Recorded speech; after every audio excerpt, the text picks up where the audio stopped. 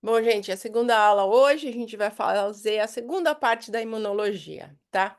A primeira aula a gente discutiu as células do sistema imunológico e qual a função delas, e agora a gente vai fazer mais um pouquinho o que acontece com as nossas terapias quando as coisas dão errado, né? Que é nossa área realmente de imunoterapia, e a gente vai ver mais ou menos como que foi que todas essas nossas medicações vieram. Para começar, existe uma coisa muito importante no sistema imunológico, que é o que a gente chama o complexo principal de histocompatibilidade, tá? Ah, então, são dois. Eles são muito importantes, porque eles, na verdade, é que fazem a conexão do sistema imunológico inato com o sistema imunológico adaptativo, tá? Isso são receptores. Então, para quem estava aqui na aula, a gente viu aquela célula comendo uma bactéria, e aí, de brincadeira, eles põem, tipo assim, um arroto no final, mas esse arroto, na verdade, é real, tá? Elas realmente vomitam partes da bactéria e põem na célula, na célula para mostrar para as outras células o que elas comeram, tá? Ups. Então, existem dois realmente complexos de histocompatibilidade. Aqui a gente chama de MHC. Então, MHC1, MHC2, tá? E eles são um pouquinho diferentes dependendo do que eles comeram, na verdade, e que célula eles vão apresentar. Então, o MHC1, ele é sempre intracelular, é de vírus, essas coisas assim, entendeu? Bactérias, coisas que as células comem, trazem para dentro da célula, e aí elas põem esse MHC1, e ela sempre se comunica com a T8, tá? Que é a CD8. Então, imagina um macrófago ou o que a gente chamava de células dendríticas. Eles chegam, eles comem, aí eles vão e põem esse MHC, que é realmente tipo assim, uma bandeira, um pedaço dessa bactéria na parede celular, e aí ele vai conectar diretamente com a T8, tá? O MHC2 é células extracelulares, então, pedaços de materiais inertes, corpos estranhos, né? É menos bactéria, né? E ele apresenta para T4, tá? Então, você pode ver aqui, ó, nessa pequena ilustração nossa aqui, né? É o T-helper e o citotóxico T-cell, que é a célula citotóxica e a célula auxiliar, tá? Então, é assim que eles se dividem em MHC1 e MHC2, tá? Não sei por que não está indo. Mas isso aqui, ó, é tipo um videozinho pra gente. Vamos ver se ele... não, espera aí. Não sei por que ele não... ele não apresentou, mas que chato, não deu, não carregou, peraí. Peraí.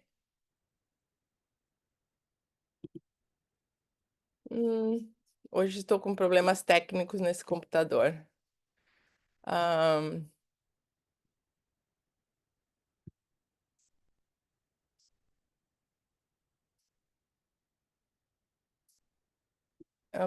por algum acaso, hoje meus vídeos não estão, não sei o que aconteceu, mas eles não estão. Mas basicamente o que eles fazem eles mostram, na verdade, a célula comendo uma bactéria e depois pondo essas bandeiras, vamos falar assim, né? Falando, e esse é realmente o que um receptor de histocompatibilidade mais ou menos é uma ilustração de como ele parece. E aí, dependendo do que ele comer, ele vai apresentar para a célula T4 ou para a célula T8, tá? Mas isso e ele é o responsável pela essa conexão do sistema inato com o sistema adaptativo, tá?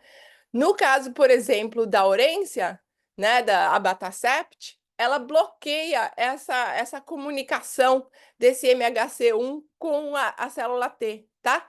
Então, essa é uma das nossas medicações, né? E é muito importante a gente chama de tipo assim, um aperto de mão entre as duas células. E isso ativa o sistema imunológico, né? Então, no caso de muitas das nossas doenças, artrite reumatoide, a gente vai ver a ação da célula T quando ela dá errado. E o que que acontece? Então, é esse abraço entre o sistema inato e o sistema imunológico que realmente ativa. E a abatacept, ela realmente trabalha na célula T, mas não diretamente na célula T, ela bloqueia esse aperto de mão entre as duas células, tá?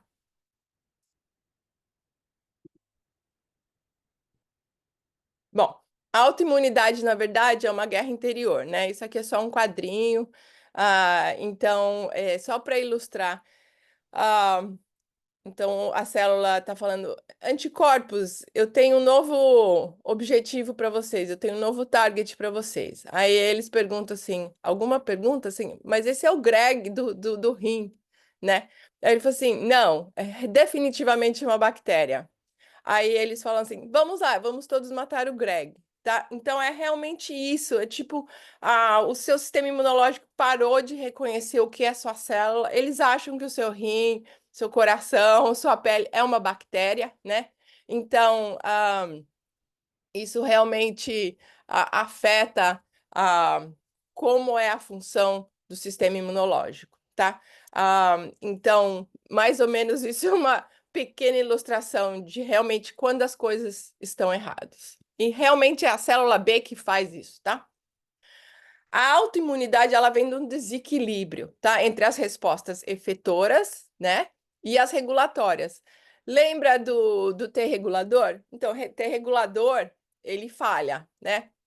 Então, por exemplo, no caso de lúpus e de muitas das nossas doenças autoimunes, a gente fala que é uma coisa de ter três riscos ao mesmo tempo, né? Um é ser mulher, né? 90% das pessoas com qualquer doença autoimune são mulheres, né? Então é raro homem ter lúpus, outras doenças autoimunes, é muito mais comum a mulher. E a gente sabe que é por causa, e a gente vai falar mais sobre isso, é por causa do estrogênio, né? O estrogênio facilita essa sobrevivência de células anormais, tá? Enquanto a testosterona não, a testosterona bloqueia essa sobrevivência. Então, mulher C1, aí você tem uma predisposição genética, já tá lá, não é só um gene, são vários, são mais de 120 genes que já foram identificados. E aí você tem esse trigger, esse trigger ambiental. E pode ser qualquer coisa, infecção, gravidez, principalmente gravidez, gente, muita mulher desenvolve doença autoimune depois da primeira ou segunda gravidez, tá? Ah, o- Problemas com o microbioma, fumar. Então, são vários realmente. A luz solar, né? É um super trigger para lupus. Então, realmente, essa conexão da genética, tudo junto acontece e aí você desenvolve realmente uma doença autoimune, tá? Então, realmente é um desequilíbrio entre essas respostas efetoras, né, que é a parte do sistema imunológico que realmente está ativado, e a resposta do T regulatório. T regulatório falha, ele para de trabalhar, né? Então, depois também existe essa eliminação defeituosa dos controles dos linfócitos autorreativos. Como eu expliquei na última aula, os linfócitos autorreativos, eles têm que ser eliminados dentro da, do antes de chegar no corpo, né? Então a gente está falando assim, mesmo antes de sair na circulação. E se ele entrar na circulação, ele pode se multiplicar. Então, existe uma falha de limpar esses linfócitos, tanto o B quanto o T, tá? Eles têm que ser treinados especificamente para não atacar o nosso corpo. E ele já para de distinguir o que que é patogênico e o que que é o seu, né? E aí você também tem essa desbiose, que é realmente o microbioma, né? A alimentação, infecções intestinais, que realmente a gente vai falar sobre desbiose no minuto. Então, você pode ver aqui a predisposição genética, o fator environmental, você tem uma proliferação de células T autorreativas e a T-reg não consegue parar isso, tá? Ela realmente não consegue pôr isso dentro da caixa. E é assim que se realmente desenvolve autoimune. Não é do dia para a noite, são anos, né? Existem vários estudos que já viram que, na verdade, Os laboratórios para desenvolver uma doença autoimune estão presentes 10 anos antes do primeiro sintoma da doença, tá? Então, não é assim que você, sei lá, você teve uma infecção, amanhã você desenvolveu lúpus, foi realmente a infecção. A infecção foi o gatilho, tá? Mas já estava tudo presente lá, já estava tudo pronto a sair, né? Então, aquela infecção realmente põe tudo isso junto. Mas são anos, muitos anos. A disbiose realmente tem a ver com a nossa flora intestinal, né? O nosso microbioma, né? E a gente sabe que realmente o microbioma é uma parte importantíssima do sistema imunológico, principalmente quando o sistema imunológico está sendo exposto a bactérias diferentes, a saber o que é o seu, o que não é o seu, né? Ah, quando a gente está no útero, a gente não tem bactéria no nosso intestino. A primeira bactéria que entra no nosso intestino é durante o parto normal, porque você passa pela vagina. Então, essa é a sua primeira, tipo assim, exposição à bactéria, né? Mas essas são as bactérias que vão fazer parte da sua flora intestinal. E aí, o leite materno e tudo isso vai fazer realmente você criar um microbioma saudável, né? Comer terra, né? Essas coisas assim que criança faz. Isso é parte de desenvolver um microbioma, né? E se a gente sabe, se, por exemplo, existe uma infecção intestinal, um patogênio, ou alguma coisa assim, ou a alimentação não é perfeita, né? Muita coisa artificial. Então, a bactéria muda no intestino, porque as nossas bactérias intestinais, elas se adaptam ao que você está comendo, né? O que está acontecendo, o que está entrando. Então, se ela muda, se existe uma composição diferente nesse microbioma, ele vai mudar o seu sistema imunológico. Teve um estudo interessante em que eles pegaram, tipo assim, foi muito estudo muito pequeno, 3 ou 4 americanos que estão, sei lá, hambúrguer, French fries, comida super artificial que a gente come aqui. E eles pegaram para morar literalmente numa tribo na África, onde tudo é, tipo assim, natural, alimentação completamente diferente, tá? E eles fizeram análise do cocô, literalmente, para ver que bactérias que estavam lá. E depois depois que eles ficaram lá quase 2 meses, eles reanalisaram as bactérias que estavam nas fezes completamente diferente, tá? Foi completamente diferente. Então, seu corpo se adapta realmente ao que você está comendo, ao que está no seu ambiente, né? E a gente sabe que quando dá problema na microbiota, dá problema no sistema imunológico, principalmente pessoal com Crohn's disease, a colite ulcerativa, a gente vê muito isso, a artrite psoriática, bem relacionado literalmente a essa desbiose, tá? Então, tipo tipo 1, inflammatory bowel diseases, esclerose múltipla, artrite reumatoide e lúpus. Eles já fizeram essa conexão direta entre o microbioma e uma doença autoimune, tá? E aí, o processo é bem lento, como eu falei, né? Então, você começa primeiro com a alta reatividade, que é esse baixo nível fisiológico de autorreatividade. Então, você tem algumas células que estão lá meia doidinhas, fazendo o que não devem, né? Fazendo alguns anticorpos, mas não é uma coisa muito, assim, muito alta, né? Mas aí elas conseguem se desenvolver mais e mais e mais, elas chamam realmente outras células autorreativas, e aí você fica nessa autoimunidade intermediária, né? Então você tem mais anticorpos circulantes, você começa a ter infiltração de tecidos, mas a pessoa não sente nada, tá? Essa é uma fase subclínica, tá? Ela talvez pode se sentir um pouco cansada, não muda nada, na verdade, em termos de sintoma. Mas sem a pessoa saber, isso está acontecendo no sistema imunológico. Quando chega na fase da imunidade patogênica, aí é que você realmente vê o primeiro sintoma. Quando você já tem o sistema imunológico, já perdeu a guerra. Porque a célula T regulatória, ela está sempre tentando manter esse balanço. Quando ela perde o controle, é que você realmente vê o primeiro sintoma. Ela fala, não tem mais jeito. Aí realmente tem tanto anticorpo, tem tanta célula autorreativa que ela não tem o que fazer, tá? Então, essas mais ou menos são as 3 fases de uma doença autoimune. Então, você tem essa iniciação subclínica que a gente falou, né? Aí, por exemplo, você tem essa propagação da doença, né? Você tem esse epitope spreading, que é mais ou menos uma parte genética, que realmente começa a se comunicar entre as células, eles começam a trazer mais células autorreativas. Essa inflamação que não para, é sempre, sempre, sempre, sempre o mesmo ciclo, eles não conseguem sair desse ciclo, né? E aí a T efetora e a T reguladora tem um desbalanço entre elas. Tem muito mais célula T efetora do que tem a célula T regulatora, né?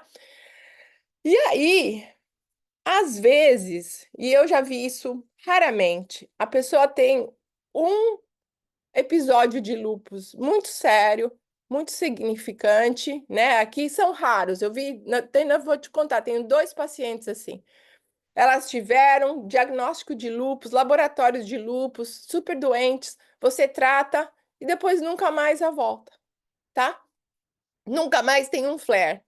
Mas é raro isso, tá? É porque realmente o T regulador falou: não, não, não, não, vamos parar com isso já, tá? Então aí ele volta a controlar o sistema imunológico. O laboratório continua positivo, a pessoa se sente bem, mas não tem nenhuma doença ativa, tá? Ou ela vai entre exacerbation and flares, que a gente faz, que fica naquele ciclo. Uma hora tá bem, tá tudo dominado, tá tudo controlado, a medicação tá trabalhando e de repente nada trabalha, né? E André, tenho certeza que já viu muito disso. O sistema imunológico sempre acha um jeito de parar de fazer, deixar a medicação trabalhar, né? Mais ou menos, esses são os caminhos que a gente tem de terapia. Então, se você vê aqui, cada um vai numa célula e numa citocina diferente, né?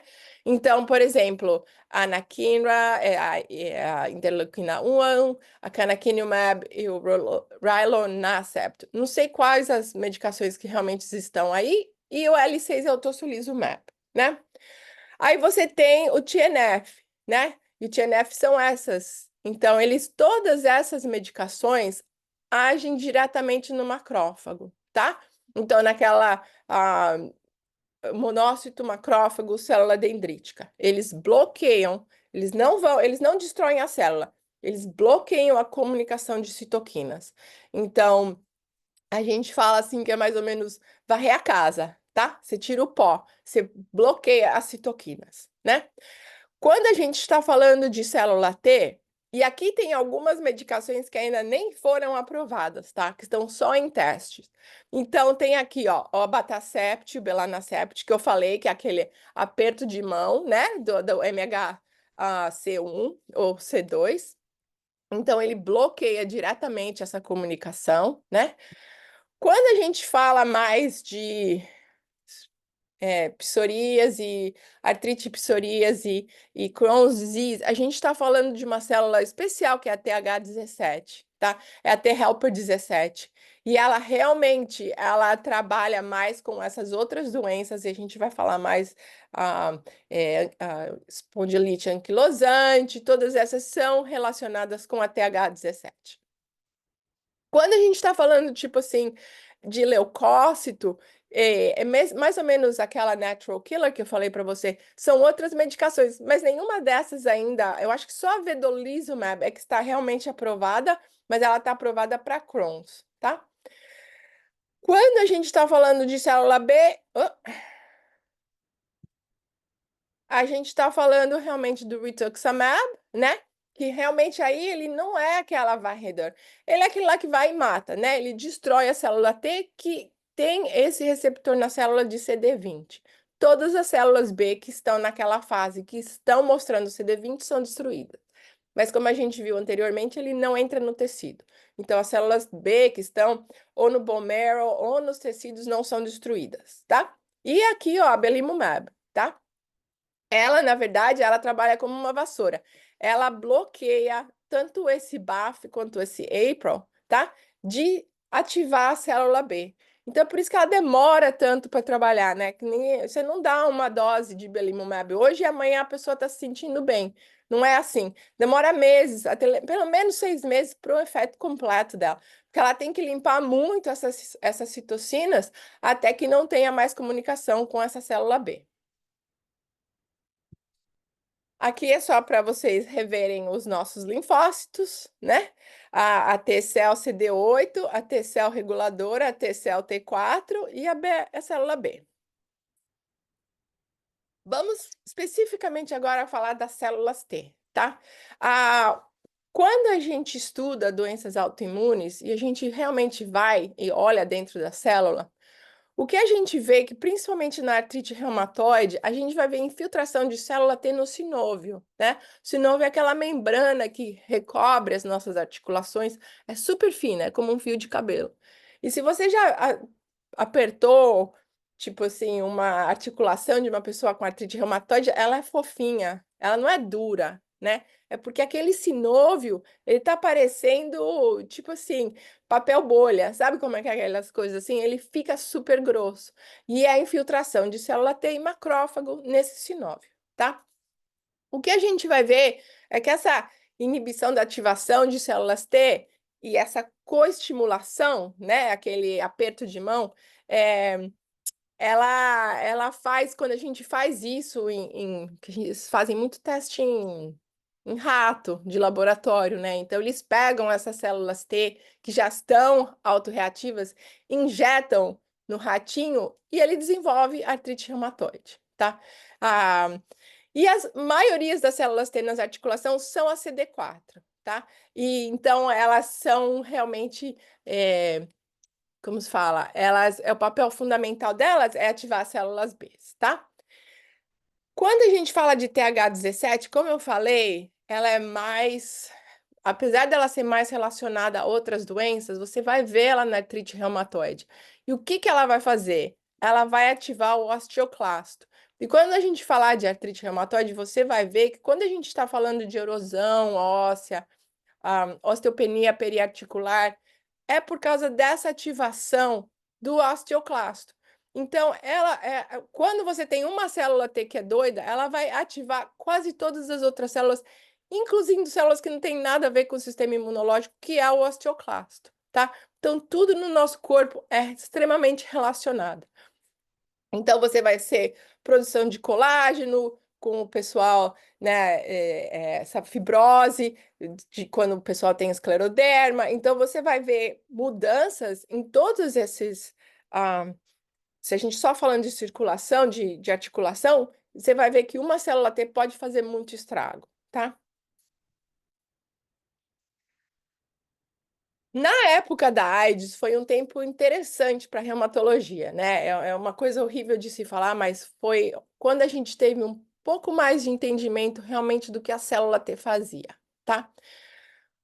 Pessoal que não tinha célula T, ah, então, antes de ter a medicação, né? A, a célula T, você tinha uma prevalência, mais ou menos, de pessoal que tinha HIV, né? E desenvolvia doença autoimune, tá? Então, o que que a gente viu? A gente viu, na verdade, que quando a pessoa desenvolvia HIV, e, por exemplo, ela tinha artrite reumatoide, a artrite reumatoide dela desaparecia, tá?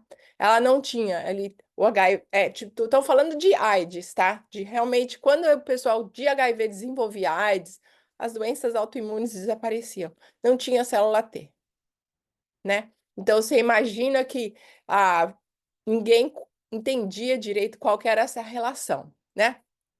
E aí, o que que aconteceu? Quando começou a dar os antivirais e tudo isso, essas medicações, e aí você realmente vê o sistema imunológico voltando a trabalhar, você vê o retorno, na verdade, das doenças autoimunes nesse pessoal, tá? Então, você tinha uma baixa prevalência de elite anquilosante, né? A psoriase, psoriática artrite, a esclerodermia era muito rara, a polimiosite, a dermatomiosite eram doenças leves, né? O lúpus com HIV tem uma relação muito interessante, porque o lúpus vai te dar um teste positivo de HIV e o HIV vai te dar um teste positivo de lúpus, tá? Então, aqui, às vezes, a gente até faz... eu tenho uma paciente que ela estava grávida e ela foi fazer todos os testes e o HIV dela passou positivo. 3 vezes passou positivo. E aí eles mandaram ela ver o infectious disease e eu falei, não, isso é o seu lúpus, isso é uma reação normal. Então, vocês vão ver, quando o lúpus é muito forte, ele vai te dar um falso positivo de HIV e o HIV vai te dar um falso positivo de lúpus, tá? E a artrite reumatoide, como eu falei, ela vai em remissão quando eles estão naquele período de AIDS. E aí, quando você realmente começa a... Você vê que ela retorna, mas ela não retorna assim tão severa, né? Então, aqui é tipo assim, antes dos antivirais e depois dos antivirais. Então, existe uma relação realmente da função da célula T no desenvolvimento de doenças autoimunes, tá? Então, a gente presta muita atenção na célula T. Agora vamos falar mais especificamente de célula B, né? Então, lembra, a função dela é a produção de anticorpo, é a liberação de citocinas, quimocitocinas, o interleuquina 6, interleuquina 10, entendeu? Ela se envolve na apresentação de antígenos às células T, porque quando a célula T é ativada, a segunda a ser ativada é a célula B, né? Ela vai lá e fala assim, vamos se preparar para a guerra. No caso de lúpus, no caso de artrite reumatoide, a célula B é responsável pela deposição do que a gente chama dos imunos complexos, tá? Então, elas vão ativar complemento, elas vão ativar todos esses anticorpos e vão mandar isso depositar nas células renais, nas células cardíacas, onde seja que a doença está ativa, né? E aí você tem, especificamente falando de artrite reumatoide, você tem a indução do dano do tecido por esses anticorpos, principalmente o CCP. E a gente vai falar mais do CCP quando a gente fala de laboratório, tá? Ah, a gente não realmente conta, a gente nunca faz uma conta de célula B, mas se você fizer, principalmente quando o paciente está ativo, quando está no meio de um super flare, você vai ver que as células B têm uma depressão delas, tá? Elas vão estar um pouco mais baixas, porque elas estão assim, elas estão nos tecidos, tá? Elas estão ativadas e elas estão no tecido, né? Então, a circulatória não está tão forte como ela que está no tecido fazendo anticorpo. Aqui são todas as opções, né, de tratamento de células B. Então, aqui está o abatacept, né? Aqui está o anti-CD19, upratuzumab, rituximab, ocrelizumab, belimumab. Essas são os que realmente estão mais ou menos sendo... Isso é de 2012, né? Mas a gente vê realmente a célula B como uma das coisas mais importantes de se controlar durante uma doença autoimune, principalmente no lúpus, né? A gente sabe que o rituximab não é tão importante assim, por exemplo, em artrite reumatoide. A gente usa, mas não é tanto, né? Porque, como eu falei, a artrite reumatoide é mais macrófago, célula T, versus a célula B, que é super importante para o lúpus. Tem doenças de todos os tipos e tem vários caminhos imunológicos que desenvolvem a doença, tá? Principalmente, se você vê aqui na artrite reumatoide, você vai ter a célula B, a célula dendrítica, a plasma cell. A colite ulcerativa ela vai ser mais macrófago, célula dendrítica, TH17. Então, cada doença tem um pathway específico, tá? Borderline fisioterapia. Então, a gente vê todos esses pathways, e por isso que uma medicação às vezes trabalha para uma doença e não trabalha para outra. Principalmente na área de artrite psoriática, que é mais específica aquele TH17, nenhuma das medicações que são específicas, né, de artrite psoriático, como o secukinumab, não trabalha para outras doenças como artrite reumatoide. Então, realmente, cada doença tem um pathway que é específico dessa doença, tá? Isso aqui é mais ou menos artrite reumatoide. Vocês podem ver que tem muitas células envolvidas, tá? Então, você tem essa predisposição, você tem a parte genética, você tem a parte hormonal, né? E aí você vê a ativação de todas essas células, mas a célula T, realmente, essa ativação da célula dendrítica com a célula T é uma das coisas principais que daí faz a cascada inteira, tá? Então, essa mais ou menos é só para vocês entenderem as células que estão envolvidas. Então, é T, a célula B, a plasma a dendrítica e essa ativação de todas essas citoquinas que a gente vê, principalmente em artrite reumatoide, né? E hoje em dia, a gente tem mais medicação para artrite reumatoide que em qualquer outra doença, tá? Porque tem muita citoquina, então é mais fácil, né? Então a gente tem todos os TNF, você tem o IL-6, você tem o IL-1, você tem a rituximab, você tem o abatacept, você tem várias medicações em artrite reumatoide. Lúpus nem tanto, porque é mais complexo, né? Vocês vão ver isso num minuto, tá? Então, por exemplo, isso aqui é mais ou menos a célula normal, tá? Você tá olhando no joelho. Essa aqui, ó, essa bem fininha aqui, ó, é o que eu falei do sinôvio. Ela é fininha como um fio de cabelo, tá?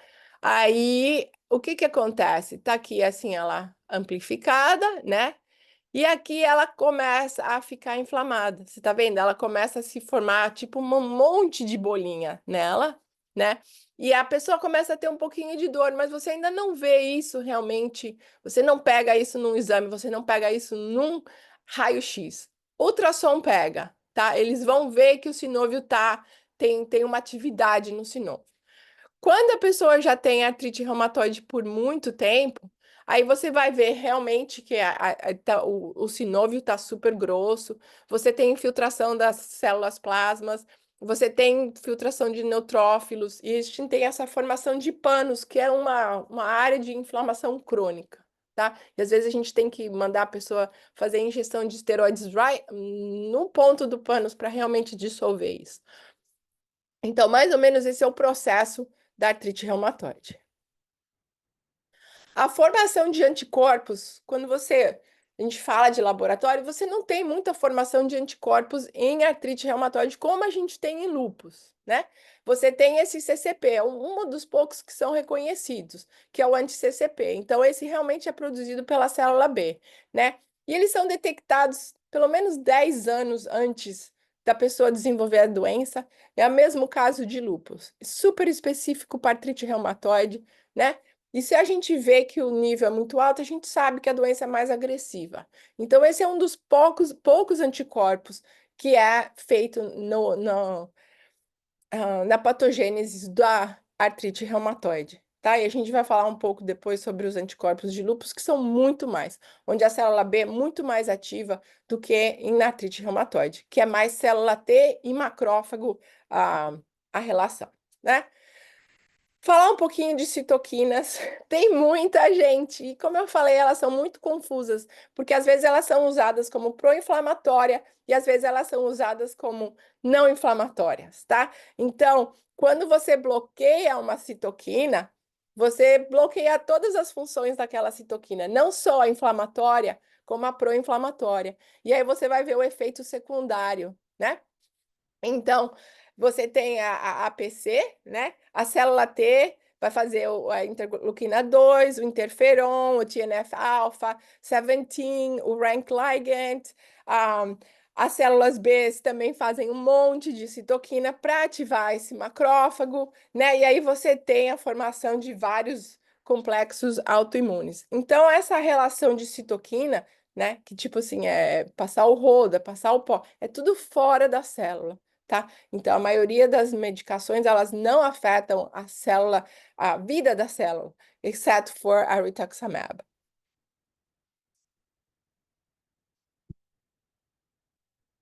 Aqui, mais ou menos, é a interleuquina 6, né? Que é a tocilizumab. Então, ele tem uma função, tem muitas funções, né? Ele ativa a CD4, ele ativa a B-cell, ele ativa o queratinocite, ele ativa a célula mesangial, ele ativa o hepatócito, né? Ele faz células crescerem, angiogênesis. Então, ele tem várias funções, tá? Quando você bloqueia a interleuquina 6, né, que é o caso que a gente usa bastante, é uma droga super efetiva, porque realmente ela vai bloquear tanto a B quanto a T.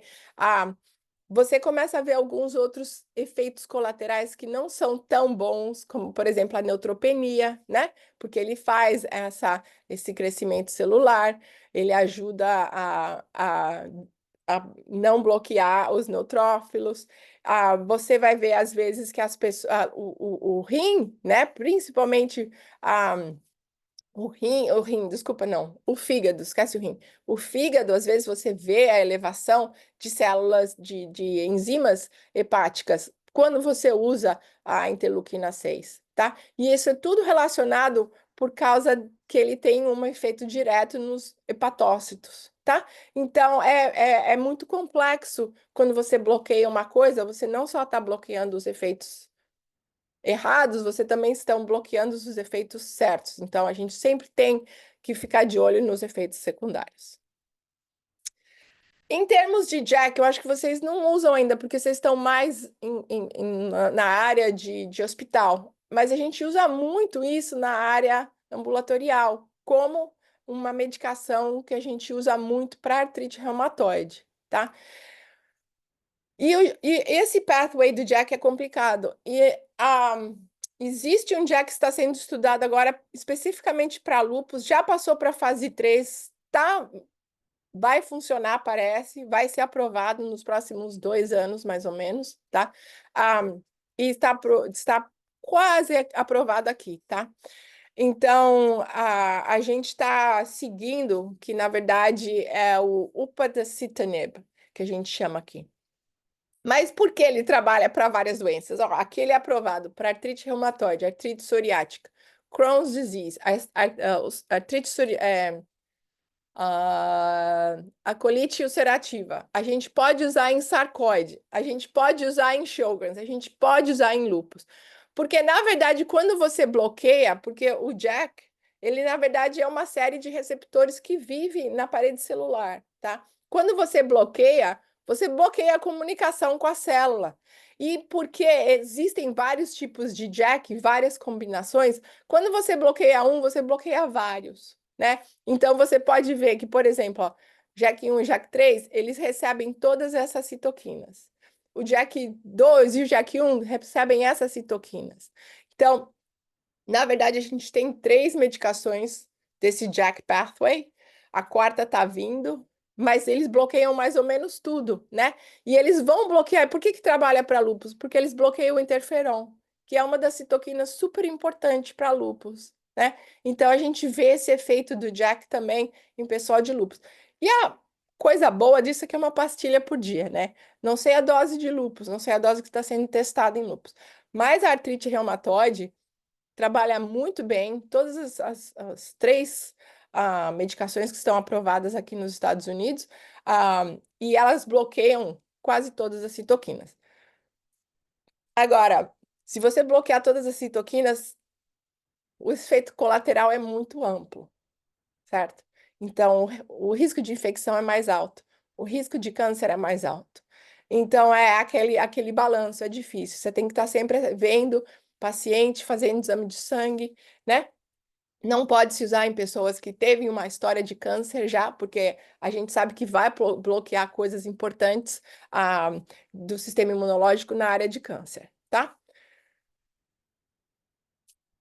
A gente falou um pouquinho de complemento, mas como a gente agora está entrando mais na área de lúpus, o complemento é a coisa mais importante na área de lúpus, né? E a gente vai falar sobre laboratório, a importância de sempre checar os níveis de complemento, tá? É uma coisa doida. Eu pus um filme aqui para tentar ver, mas eu não sei se o filme realmente vai passar, porque é mais fácil. Mas mais ou menos são 50 tipos diferentes de proteína Imagine os sistemas de mísseis, é exatamente o que eles fazem. Eles se conectam, tá? Parece uma coisa de Lego. Eles se conectam e aí eles formam um míssil e aí eles furam, penetram a membrana da bactéria, tá? É muito interessante. Eu vou ver se eu consigo achar o filme no fim para mostrar para vocês.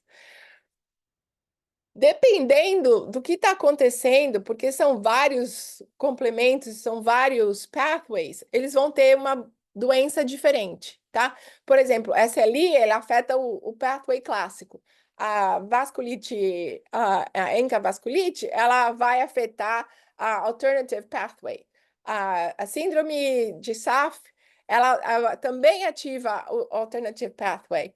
E no membranous nephropathy é um outro pathway. Então é extremamente complicado. Não vou explicar porque eu também não teria nem, tipo assim, como explicar isso em menos de 3 horas, tá? Então, mas isso é extremamente importante para lúpus, para vasculite, para antifosfolípide síndrome, tá? Então, esse não entra, não existe nenhuma razão de checar complemento em pessoal com artrite reumatoide, ou espondilite anquilosante, ou artrite psoriática. Não afeta esse, tá? Mas a gente sabe que as pessoas que são nascidas com uma deficiência de complementos, elas têm um risco muito grande de desenvolver lúpus, tá? Principalmente o C1. Se ela existe uma deficiência de C1, C4, C2, o risco dela é muito grande de desenvolver lúpus, tá? Eu tive um paciente que eu vi que ela tem uma deficiência completa de C4, ela tem um lúpus super agressivo, mas ela não tem C4, e você volta assim, ela nunca teve C4, C4 dela é sempre 0, tá? Então ela nasceu assim, ela nasceu com essa deficiência de complemento 4, tá? Claro que ela vai ter a infecção, ela vai ser difícil se livrar dos complexos autoimunes, né? E dependendo da deficiência, você vai ter diferentes apresentações. C3, C5, C7, então você vai ter mais doenças bacterianas, né? Então, o pessoal que pega meningite, muito fácil. Então, isso tudo. E esse C1 inhibitor deficiency, ele leva ao angioedema. Então, cada complemento é responsável por uma parte, por um ataque, por uma combinação, tá? Falando de lúpus, um pouquinho, de lúpus sistêmico, tá? Extremamente complexo. Por quê? Porque existe um desbalanço não só no sistema imunológico inato, mas no sistema imunológico adaptativo. Então, para você parar o lúpus, uma medicação nunca é suficiente, tá? Você vai precisar de 2, 3, às vezes 4, né? A nova recomendação do American College of Rheumatology é 3 medicações no mínimo, que incluem belimumab, micofenolate e a nova medicação agora, voclosporina. Então, é uma combinação realmente para parar todas as áreas do sistema imunológico, né? Então, é complicado, tá? Você tem o macrófago aqui, que realmente fica meio doidão e começa a fazer um monte de citoquinas. Ele ativa a célula T fala, mas não tem entendendo o que está acontecendo, mas deixa eu mandar a gente. Ela ativa a célula B e a célula B começa a fazer todos os anticorpos que a gente vê em lúpus. O anti-double-stranded DNA, o anti-Smith, o anti-RMP, todos esses anticorpos estão sendo feitos pelas células B.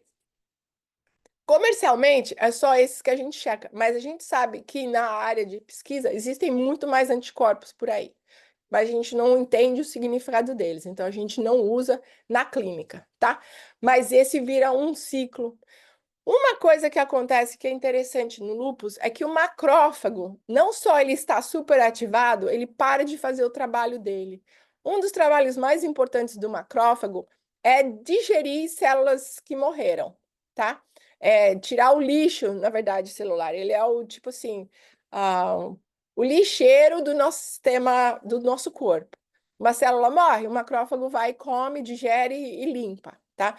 Então, numa pessoa com sistema imunológico intacto, o macrófago está sempre aí atrás, procurando lixo celular. No lúpus, ele para de fazer isso, tá? Então, essa função de lixeiro não trabalha. E essas células que estão mortas, esse lixo celular, irrita tremendamente o sistema imunológico. Então, ele faz a célula B e a célula T achar que isso não é parte de você. Por que tem tanto lixo? Vai lá e começa a fazer alguma coisa.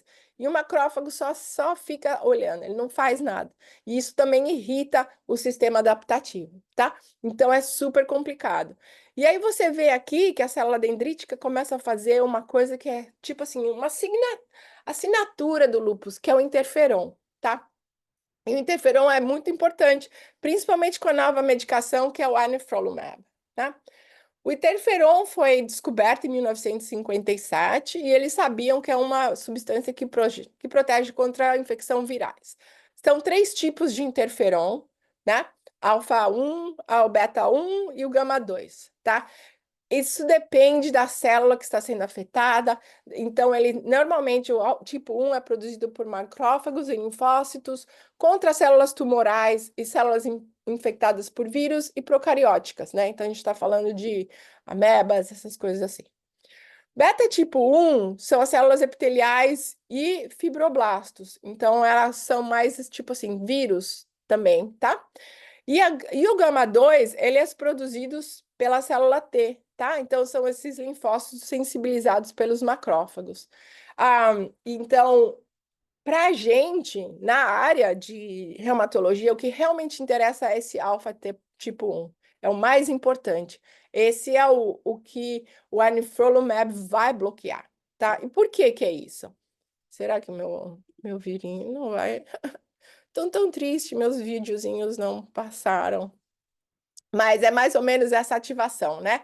O vírus entra na célula, essa célula produz interferon para avisar as outras células que existe um vírus, tá? O sistema é extremamente inteligente, um sistema extremamente refinado.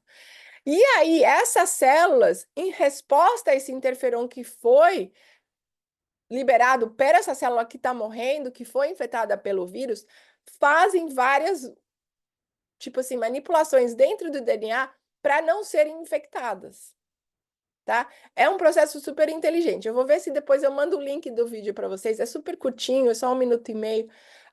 Mas é interessante você ver como o sistema imunológico é extremamente preparado, ele sabe o que ele está fazendo, a comunicação é contínua. Mas essa é a célula que foi infectada a primeira vez que manda os interferões para avisar as outras células tem vírus no pedaço, tá? Atividade, então, o que que ele faz? Ele para o vírus, quando ele entra nas outras células que já foram avisadas, eles não deixam o vírus se replicar, tá? Eles param a replicação viral, né? E ela também ativa a célula T helper, a diferenciação, né? E ela ativa a natural killer cell e o macrófago, ela aumenta a produção, tá? Ela ativa a interleuquina 1, que também tem a ver com o macrófago, ela ativa o MHC e ela ativa a ativação de células T, tá? Então, ela tem uma função antiviral super importante. Essa é só a alfa-1, lembra? Tem 3 tipos diferentes. Por que que ela é importante para a gente? Porque em pacientes de lúpus, se você checar o nível de interferão, eles estão sempre elevados. Parece que aquela pessoa tem uma infecção viral o tempo inteiro, tá? Então, aquele nível de interferon para ela é super ativado, é muito interessante quando você vê assim o sangue comparando de uma pessoa normal, níveis de interferões, é tipo assim, uma infecção viral tremenda, tá? Então, bloqueando o interferon, você para a comunicação também entre as células, é super importante, né? Essa é tipo assim, uma assinatura, é uma coisa genética de paciente de lúpus. Eles produzem muito interferon, ninguém sabe por quê, tá? Mas 60 a 75% de pacientes com lúpus são positivos para essa assinatura do tipo 1 de interferon, tá? E a atividade serológica, se a gente tipo compara assim, a gente pega e compara o nível de interferon ao tipo de laboratório, complemento, double-stranded DNA, todos os laboratórios, você vai ver que quanto mais alto o nível de interferon, pior são, mais anticorpos são formados, menos complementos aquela paciente tem, tá? Então, e o alvo do interferon realmente é o DNA, é o RNA, né? Então, a hidroxicloroquina realmente trabalha bem para o lúpus, porque ela também diminui o nível de interferon, tanto é que usaram a hidroxicloroquina quando o Covid veio, lembra disso? Eles estavam usando, nunca funcionou, ninguém entendeu por quê, né? Não, demora muito para ela funcionar, mas ela abaixa também o nível de interferon, tá? E exatamente o que eu falei, o Jack Pathway também bloqueia interferon, por isso que ele vai, talvez, trabalhar para lúpus, né? A gente não tem a completa fase 3, mas está indo naquela direção. Aqui estão os interferões, né? Tipo 1, como eu falei, a célula a célula dendrítica, ela produz muito interferon, falando tem vírus, tem vírus, tem vírus, tem vírus. Ela altera a célula B e o sinal da célula T, tá? Ah, e ela às vezes é irritada, como eu falei, tipo assim, é uma cascada, né? Então você tem essa célula que morreu, tá? E ela manda sinais, eu morri, vem aqui me comer. O macrófago não vai comer. E aí ela irrita o PDC. O PDC, em resposta, irrita a célula T, tá? Então, e aqui você vê realmente o Jack Pathway. Então, é um sistema extremamente interconectado, extremamente complicado. Você bloqueia um, você bloqueia vários, tá?